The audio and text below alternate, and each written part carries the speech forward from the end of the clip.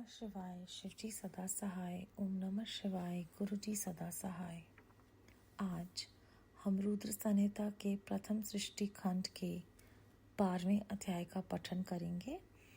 भगवान शिव की श्रेष्ठता तथा उनके पूजा की अनिवार्य आवश्यकता का प्रतिपादन। नारद जी बोले, ब्राह्मण प्रजापति, आप धन्य हैं क्योंकि आपकी बुद्धि भगवान शिव में लगी हुई है। विधे आप उन्हें इसी विषय का सम्यक प्रकार से विस्तार पूर्वक वर्णन कीजिए। ब्रह्मा जी ने कहा, तात, एक समय की बात है, मैं सब ओर से ऋषियों तथा देवताओं को बुलाकर उन सबको क्षीर सागर के तट पर ले गया, जहाँ सबका हित साधन करने वाले भगवान विष्णु निवास करते हैं। वहां देवताओं के पूछने पर भगवान विष्णु ने सबके लिए शिव पूजन की श्रेष्ठता बतलाकर ये कहा, एक मुहूर्त या एक लक्षण भी जो शिव पूजन नहीं किया जाता वही हानि है, वही महान छिद्र है, वही अंधापन है और वही मूर्खता है। जो भगवान शिव की भक्ति में तत्पर है, जो मन से उन्हीं को प्रणाम और उन्हीं का चिंतन करते हैं, वे कभी दुख के भागी नहीं होते। जो महान सौभाग्यशाली पुरुष, मनोहर भावन, सुंदर आभूषणों से विभूषित स्त्रियां, जितने से मन को संतोष हो, उतना धन, पुत्र, पौत्र आदि संतित आरोग्य, सुंदर शरीर, अलौकिक प्रतिष्ठा, स्वर्गीय सुख, अंत में मोक्ष रूपी फल अथवा परमेश्वर शिव की भक्ति चाहते हैं, वे पूर्व जन्मों के महान पुण्य से भगवान सदाशिव की पूजा अर्चा में प्रवृत्त होते हैं। जो पुरुष नित्य भक्ति परायण हो, शिवलिंग की पूजा करता है, उसको सफल सिद्धि प्राप्त होती है तथा वह पापों के चक्कर में नहीं पड़ता। भगवान के इस प्रकार उपदेश देने पर देवताओं ने उन श्रीहरि को प्रणाम किया और मनुष्यों की समस्त कामनाओं की पूर्ति के लिए उनसे शिवलिंग देने के लिए प्रार्थना की। मुनि श्रेष्ठ उस प्रार्थना को सुनकर जीवों के उद्धार में तत्पर रहने वाले भगवान विष्णु ने विश्वकर्मा को बुलाकर कहा, विश्वकर्मन, तो मेरी आज्ञा से संपूर्ण देवताओं को सुंदर शिवलिंग का निर्माण करके दो। तब विश्वकर्मा ने मेरी और श्री हरि की आज्ञा के अनुसार उन देवताओं को उनके अधिकार के अनुसार शिवलिंग बनाकर दिए। मुनि श्रेष्ठ नारद, किस देवता को कौन सा शिवलिंग प्राप्त हुआ, इसका वर्णन आज मैं कर रहा हूँ, उसे सुनो। इंद्र पद्यराग मणि के बने हुए शिवलिंग की और कुबेर स्वर्ण में लिंग की पूजा करते हैं। धर्म पीतमणि में पुखराज के बने हुए लिंग की पूजा करते हैं तथा वरुण श्याम वर्ण के लिंग की पूजा करते हैं। भगवान विष्णु इंद्रनील में तथा ब्रह्म हिम में लिंग की पूजा करते हैं। मुने विश्व देवगण चांदी के शिवलिंग की, वसुगण पीतल के बने हुए लिंग की तथा दोनों अश्विनी कुमार पार्थिव लिंग की पूजा करते हैं। लक्ष्मी देवी स्वस्तिक में लिंग की, आदित्यगण ताम्र में लिंग की, राजा सोम मोती के बने हुए लिंग की अथवा अग्निदेव वज्र हीरे के लिंग की उपासना करते हैं। श्रेष्ठ ब्राह्मण और उनकी पत्नियां मिट्टी के बने हुए शिवलिंग का, मायासुर चंदन निर्मित लिंग का और नागगण मूंगे के बने हुए शिवलिंग का आदर पूर्वक पूजन करते हैं। देवी मक्खन के बने हुए लिंग की, योगी जन भस्मे लिंग की, यक्षगण दधि निर्मित लिंग की, छाया देवी आटे से बने हुए लिंग की और ब्रह्मपत्नी रत्न में शिवलिंग की निश्चय रूप से पूजा करती हैं। बाणासुर पार्थ या पार्थिव लिंग की पूजा करता है। दूसरे लोग भी ऐसा ही करते हैं। ऐसे ऐसे शिवलिंग बनाकर विश्वकर्मा ने विभिन्न लोगों को दिए तथा वे सब देवता और ऋषि उन लिंगों की पूजा करते हैं। भगवान विष्णु ने इस तरह देवताओं को उनके हित की कामना से शिवलिंग देकर उनसे तथा मुझ ब्रह्मा से पिनाक पाणी महादेव के पूजन की विधि भी बताई। पूजन विधि संबंधी उनके वचनों को सुनकर देव शिरोमणि सहित मैं ब्रह्मा हृदय में हर्ष लिए अपने धाम में आ गया। मुनि, वहां आकर मैंने समस्त देवताओं और ऋषियों को शिव पूजा की उत्तम विधि बताई, जो संपूर्ण अभिष्ट वस्तुओं को देने वाली है। उस समय मुझ ब्रह्मा ने कहा, देवताओं सहित समस्त ऋषियों, तुम प्रेम परायण होकर सुनो। मैं प्रसन्नता पूर्वक तुमसे शिव पूजन की उस विधि का वर्णन करता हूँ जो भोग और मोक्ष देने वाली है। देवताओं और मनीश्वरों, समस्त जंतुओं में मनुष्य जन्म प्राप्त करना प्राय दुर्लभ है। उनमें भी उत्तम कुल में जन्म तो और भी दुर्लभ है। उत्तम कुल में भी आचारवान ब्राह्मणों के यहाँ उत्पन्न होना उत्तम पुण्य से ही संभव है।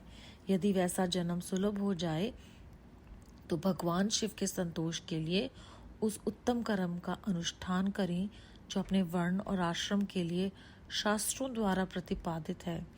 जिस जाति के लिए जो कर्म बताया गया है उसका उल्लंघन ना करें। जितनी संपत्ति हो उसके अनुसार ही दान करें। कर्म में सहस्त्रों यज्ञों से तपोयज्ञ बढ़कर है। सहस्त्रों तपोयज्ञ से जप यज्ञ का महत्व अधिक है। ध्यान यज्ञ से बढ़कर कोई वस्तु नहीं। ध्यान ज्ञान का साधन है, क्योंकि योगी ध्यान के द्वारा अपने इष्ट देव समरस शिव का साक्षात्कार करता है। ध्यान यज्ञ में तत्पर रहने वाले उपासक के लिए भगवान शिव सदा ही सन्निहित हैं। जो विज्ञान से संपन्न है उन पुरुषों की शुद्धि के लिए किसी प्रायश्चित आदि की आवश्यकता नहीं। मनुष्यों को जब तक ज्ञान की प्राप्ति न हो तब तक वह विश्वास दिलाने के लिए कर्म से ही भगवान शिव की आराधना करे। जगत के लोगों को एक ही परमात्मा अनेक रूपों में अभिव्यक्त हो रहा है। एकमात्र भगवान सूर्य एक स्थान में रहकर भी जलाशय आदि विभिन्न वस्तुओं में अनेक से दिखते हैं। देवताओं, संसार में जो जो सत्य है या असत वस्तु देखी या सुनी जाती है वह सब पर ब्रह्म शिव रूप ही है, ऐसा समझो। जब तक तत्व ज्ञान ना हो जाए तब तक प्रतिमा की पूजा आवश्यक है। ज्ञान के अभाव में जो प्रतिमा पूजा की अवहेलना करता है उसका पतन निश्चित है। इसीलिए ब्राह्मणों, ये यथार्थ बात सुनो। अपनी जाति के लिए जो कर्म बताया गया है उसका प्रयत्न पूर्वक पालन करना चाहिए।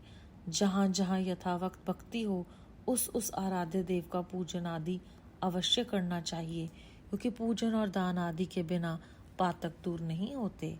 जैसे मैले कपड़ों में रंग बहुत अच्छा नहीं चढ़ता, किंतु जब उसे धोकर स्वच्छ कर लिया जाता है तब उस पर सब रंग अच्छी तरह से चढ़ते हैं। उसी प्रकार देवताओं की भांति पूजा से जब त्रिविध शरीर पूर्णतया निर्मल हो जाता है तभी उस पर ज्ञान का रंग चढ़ता है और तभी विज्ञान का प्रकट्य होता है। जब विज्ञान हो जाता है तब भेदभाव की निवृत्ति हो जाती है।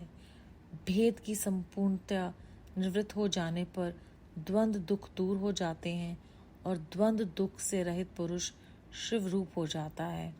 मनुष्य जब तक गृहस्थ आश्रम में रहे तब तक पांचों देवताओं की तथा उनमें श्रेष्ठ भगवान शिव की प्रतिमा उत्तम प्रेम के साथ पूजन करे, अथवा जो सबके एकमात्र मूल हैं उन भगवान शिव की ही पूजा सबसे बढ़कर है, क्योंकि मूल के सींचे जाने पर शाखा स्थानीय संपूर्ण देवता स्वतः तृप्त हो जाते हैं। अतः जो संपूर्ण मनोवांछित फलों को पाना चाहते हैं वह अपने अभिष्ट की सिद्धि के लिए समस्त प्राणियों के हित में तत्पर रहकर लोक कल्याणकारी भगवान शिव का पूजन करें। अध्याय 12 समाप्त। संगत जी, इस अध्याय में हमें ये समझाया गया है कि हमें केवल और केवल भक्ति करनी है और वो शिव जी की भक्ति करके हम चिंता से मुक्त हो जाएंगे और कभी भी दुख को नहीं महसूस करेंगे। और उसके बाद उन्होंने ये बताया कि इस जन्म में की हुई भक्ति आगे चलकर हमें वो सब सुख संपत्ति और जो भी एक लौकिक जीवन के लिए आवश्यक चीज़ें हैं वो प्रदान करती है और पापों के चक्कर से मुक्त हो जाता है वो इंसान जो शिव जी महाराज का चिंतन करता है। फिर हमें ये बताया गया कि अलग अलग देवताओं के लिए अलग अलग प्रकार के शिवलिंग विष्णु जी ने जो सबके उद्धार के लिए हमेशा तैयार रहते हैं, उन्होंने वो विश्वकर्मा जी से बनवा कर दिए ताकि सब उनकी भक्ति कर सकें। उसके बाद इस अध्याय में फिर से इस बात पे जोर दिया गया है कि ध्यान यज्ञ से बढ़कर कोई चीज़ नहीं है और ध्यान ज्ञान का साधन है। जब ज्ञान मिल जाता है तो परमात्मा से एक होने का जो हमारा उद्देश्य है इस मनुष्य जीवन का, वो पूरा हो जाता है। और जो पुरुष विज्ञान से संपन्न है उन्हें कोई भी प्रायश्चित करने की ज़रूरत नहीं है। और भगवान शिव की आराधना जो है वो बहुत ही फलदायक है। उसके बाद यहाँ पर हमें उदाहरण दिया गया है कि सूर्य एक स्थान पर होकर भी अलग अलग वस्तुओं में अलग अलग तरह से दिखता है। जैसे उदाहरण के तौर पे अगर साफ़ पानी है तो वो वहाँ पर साफ़ दिखेगा, गंदा पानी है तो गंदे पानी में वो रंग बदल जाएगा।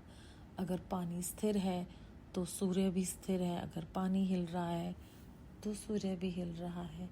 इस उदाहरण के साथ उन्होंने हमें ये बताया है कि जो शिव जी हैं वो हर वस्तु में हैं और हम उन्हें वैसे ही देख पाते हैं जैसे हमारी उस समय की बुद्धि, चित्त और मन की स्थिति है। उसके बाद हमें अपने आप को निर्मल साफ बनाने के लिए ध्यान करना है, परमात्मा से एक होना है। ये समझाने के लिए कितना अच्छा उदाहरण दिया है कि अगर मैला कपड़ा है तो उस पर रंग नहीं चढ़ सकता, उसे धोएंगे तभी रंग चढ़ेगा। इसी प्रकार अगर हम परमात्मा के प्यार में रंगना चाहते हैं तो हमें अपने आप को उनके लायक बनाना है और ये उन्हीं की कृपा से संभव है अगर हम उनका नाम लेंगे।